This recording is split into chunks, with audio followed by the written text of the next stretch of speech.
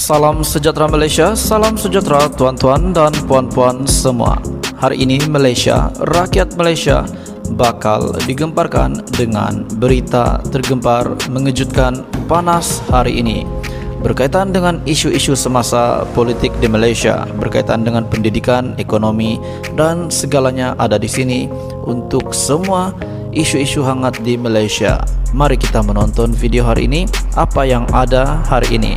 Sila tekan butang subscribe, like dan share video ini. Jangan lupa tekan tombol lonceng untuk info-info yang lebih banyak daripada channel ini. Berita akan dimulakan beberapa saat lagi. Teruskan bersama di dalam channel ini untuk info yang lebih hangat di Malaysia, untuk semua rakyat Malaysia, untuk keluarga Malaysia. Mari kita menonton video ini.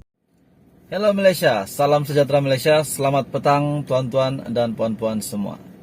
Sudah pasti di Malaysia ini ramai pemimpin ataupun ahli politik yang lompat sana lompat sini. Seperti di dalam langkah Sheraton yang pernah berlaku sebelum ini. Antara pemimpinnya adalah Azmin Ali dan juga Zuraida Kamarudin. Hari ini terdapat satu berita daripada artikel Syahbudin.com yang mengatakan masa depan Zuraida dikira sudah dikebumi sebelum kuburnya digali. Kita baca sekali lagi, fahami sekali lagi. Masa depan Zuraida dikira sudah dikebumi sebelum kuburnya digali. Tuan-tuan dan puan, apa maksud masa depan Zuraida ini? Sudah dikebumi sebelum kuburnya digali. Macam mana anak kubur kalau belum ada macam mana anak dikebumikan kalau belum ada kubur digali? Tuan-tuan dan puan, nasib dan masa depan politik Menteri Perusahaan Perdagangan dan Komoditi Zuraida Kamarudin setelah keluar daripada Bersatu dan sebelum itu bangga bertindak khianat kepada PKR melalui langkah Sheraton, nampaknya terus jadi tidak menentu. Ada yang kata dia ini ratu lompat katak. Tapi kalau saya boleh kata dengan dia ini, apa pendapat saya? Kalau kamu tanya saya, apa panggilan saya ataupun gelaran saya kepada Zuraida? Dia ini ratu lompat katak, paling jauh, lompat lagi dan lompat lagi. Itu gelaran yang panjang untuk Zuraida Kamarudin. Parti Bangsa Malaysia ataupun PBM yang mahu dijadikan landasan perjuangan barunya dilihat tidak menjanjikan laluan cerah buat masa depan Zuraida. Zuraida yang sebelum ini cuba diangkat menjadi presiden PBM, bukan saja berbalah dengan Larry yang mendakwa dirinya juga sebagai presiden PBM. Malah 2 hari yang lalu turut digantung keahliannya daripada parti itu bersama 12 pemimpin parti yang lain. Lompat lagi dia. Lompat, akhirnya sampai ke PBM, Parti Bersatu Malaysia, beliau digantung keahliannya. Larry mendakwa tindakan penggantungan itu diambilnya kerana pembabitan mereka terbabit secara berterusan menggugat kepentingan parti dan kepimpinannya. Selepas tindakan penggantungan itu, Jabatan Pendaftaran Pertubuhan ataupun ROS pula mengesahkan Larry masih merupakan presiden PBM yang sah. Nak rebut gelaran presiden di PBM, sebenarnya Larry masih sah presiden PBM melalui Jabatan Pendaftar Pertubuhan ataupun lebih dikenali sebagai ROS. Kata ROS ataupun Jabatan Pendaftar Pertubuhan, pertikaian yang berlaku dalam PBM adalah masalah dalaman parti dan ia tidak membabitkan mereka sebagai sebuah agensi kerajaan. Bermakna dalam hal ini dan setakat ini bukan saja Larry yang diakui sebagai peneraju PBM yang sah, bahkan tindakannya untuk menggantung keahlian Zuraida bersama 12 pemimpin lain juga adalah sah. Ni kali sah Zuraida kena gantung bersama dengan 12 pemimpin yang lain. Dalam keadaan tersebut, memandangkan hari penamaan calon hanya tinggal beberapa hari lagi, persoalan paling besar kini ialah Zuraida mahu bertanding atas tiket apa bagi mempertahankan kerusi parlemen Ampang pada PRU 15. Sudahlah permohonan PBM untuk menyertai Barisan Nasional ditolak. Kini dengan penggantungannya, Zuraida seolah-olah hilang sama sekali tempat bergantung untuk mengharungi masa depan politiknya. Bila kita cakap tentang hilang masa depan bergantung, saya teringatlah pula cerita Mahathir yang ditolak di sana, ditolak di sini.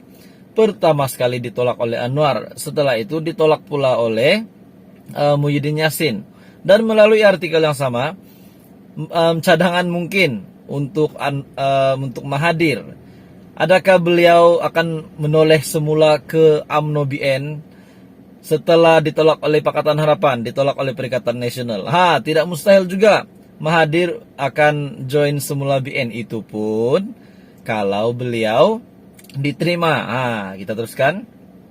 Sudahlah permohonan PBM untuk menyertai Barisan Nasional ditolak. Dengan penggantungan Zuraida, beliau seolah-olah hilang sama sekali tempat bergantung. Mujur juga, kedudukan menterinya masih dikekalkan oleh Ismail Sabri Yaakob. Meski telah keluar daripada Bersatu dan diasak berkali-kali oleh Mahyadin Muhammad Yassin agar segera diganti. Jika tidak, pasti lagi malang nasib yang menimpa Zuraida. Nasiblah Ismail Sabri Yaakob ini baik. Mahu tidak mahu, menjelang hari penamaan calon pada 5 November, Zuraida harus mencari jalan sehabis baik bagi menyelesaikan pertelingkahannya dengan Larry berkaitan kepimpinan PBM itu. Gagal berbuat demikian ataupun jika Larry enggan berdamai dengannya, serta akhirnya terpaksa bertanding atas tiket bebas di Ampang dan bersendirian tanpa sebarang pakatan dengan mana-mana gabungan, harapannya untuk menang boleh dikira sudah melayang bak debu-debu berterbangan.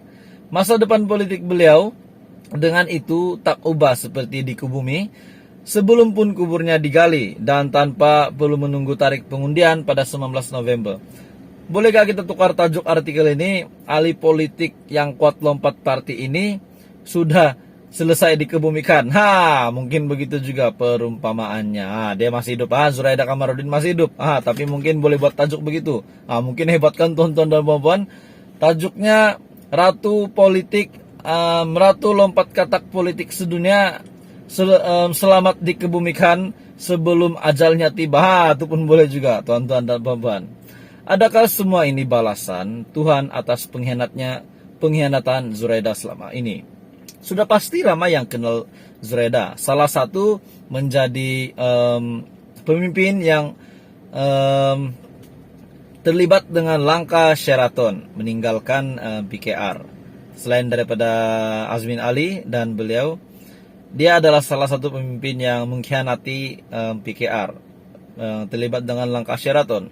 Dan sudah pasti ramai yang membencinya, sudah pasti membenci ataupun tidak suka dengan Zuraida ini. Dengan nasib yang menimpa sekarang, siapa lebih dulu bye-bye?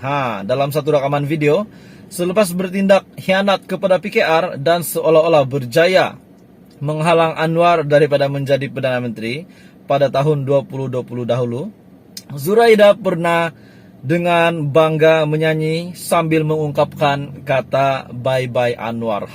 Kali ini Anwar pula yang boleh menyanyi sambil dalam lirik lagu Anwar, bye-bye Zuraida Kamarudin. Belum digali kuburnya, ajal sudah tiba. Ataupun maafkan saya, sudah dikebumikan tapi kuburnya belum digali. Itu pun boleh juga mungkin tuan-tuan dan puan. Jadi dengan nasib Zuraida pada hari ini, pada masa ini, siapa yang bye-bye? Mesti pada hari ini Anwar, jika beliau mendengar berita ini, melihat berita ini dan mengetahui apa yang berlaku kepada Zuraida, habislah Zuraida memang diketawakan habis oleh Anwar. Inilah namanya mungkin namanya balasan. Jadi tuan-tuan dan puan, teruskan bersama di dalam channel ini untuk kita mengetahui lebih banyak info yang hangat di Malaysia berkenaan politik di Malaysia dan semuanya. Semoga PRU 15 dipermudahkan. Teruskan bersama di dalam channel ini.